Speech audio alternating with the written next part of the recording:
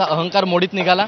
मला वाटतं आता जे आंदोलन अख्ख्या देशभर पेटवलं आणि पेटवलेल्या ज्या आंदोलनाला यश आलं त्याचा उत्साह साजरा करण्यासाठी म्हणून तुम्ही सर्वजण इकडे हजर झालेले आहात.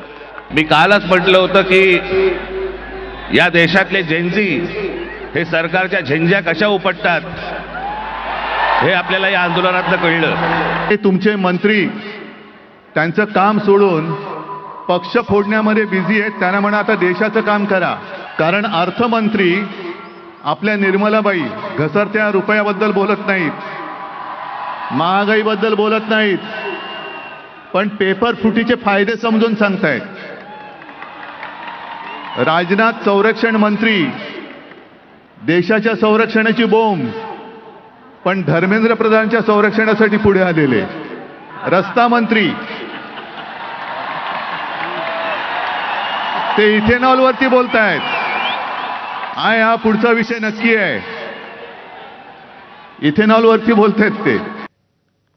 या विजयी सभेच्या नंतर आमदार आदित्य ठाकरे यांनी नेमकी काय प्रतिक्रिया दिली आपण बघूया.